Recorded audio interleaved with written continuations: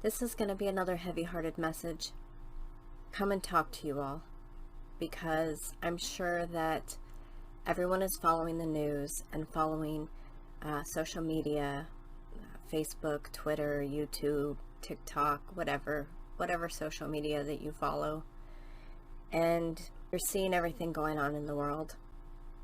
Luke chapter 21 came to mind, and I felt that I needed to share this. Things to come. Then he continued by saying to them, Nation will rise against nation, and kingdom against kingdom. And there will be great earthquakes. And in various places there will be plagues and famines. There will be terrors and great signs from the heavens. But before all these things, they will lay their hands on you and will persecute you, delivering you to the synagogues and prisons, bringing you before the kings and the governors, for my name's sake. It will lead to an opportunity for your testimony. So make up your minds not to prepare beforehand to defend yourselves. For I will give you utterance and wisdom, which none of your opponents will be able to resist or refute. But you will be betrayed, even by parents and brothers, and relatives and friends, and they will put some of you to death. And you will be hated by all because of my name. Yet not a hair on your head will perish. By your endurance, you will gain your lives. But when you see Jerusalem surrounded by armies, then recognize that her desolation is near. Then those who are in Judea will flee to the mountains, and those who are in the midst of the city must leave. And those who are in the country must not enter the city, because these are days of vengeance, so that all things which are written will be fulfilled. So how many of those things are we seeing? Are we being fed with news and social media? Wars and rumors of wars, of course. Plagues and famines, of course. We see earthquakes, we see floods, we see volcanoes.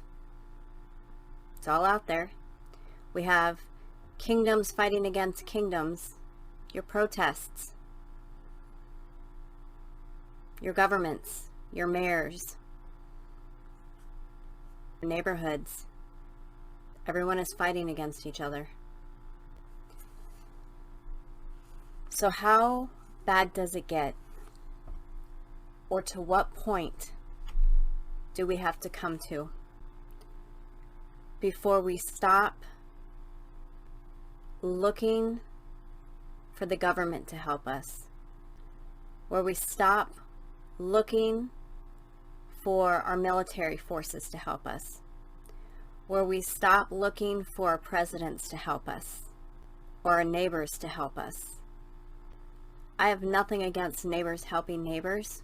And as far as our military, I support our military 100%. What I don't support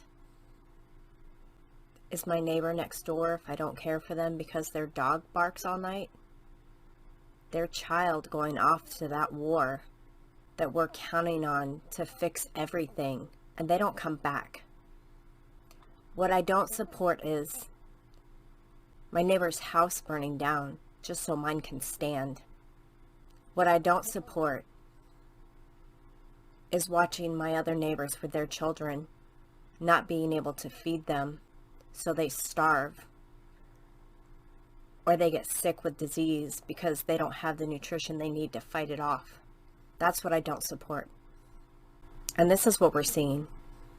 No matter how far away your neighbor is, whether it be next door or on the other side of the world, those are the neighbors you should support. Whether you like them or you don't like them. Whether their dog is barking all night or they're from a different country.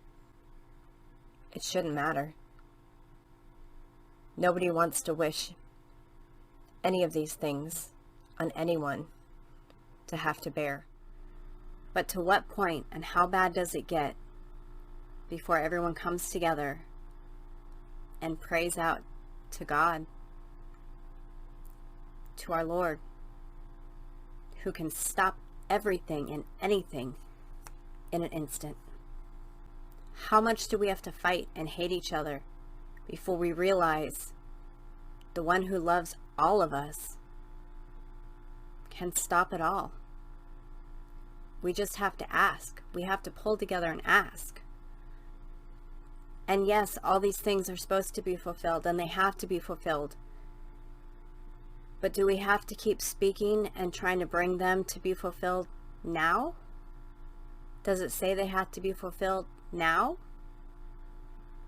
Maybe it's a chance for us to pull together, pray together, speak life together, instead of worry about death. Because if you're in the right place, death isn't permanent. Physically, yes.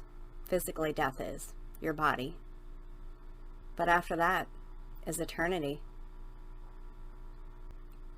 I think this is the time that we need to really be calling on each other nationally, not just in the United States, all over the world. It's not just us. And pray for each other. Pray for other countries. Pray for people that we don't care for, or that really upset us. Pray for them. All these things that are supposed to come, I'm calling on everyone to pray. Wars and rumors of wars. He tells you not to be afraid. Good night, and God bless.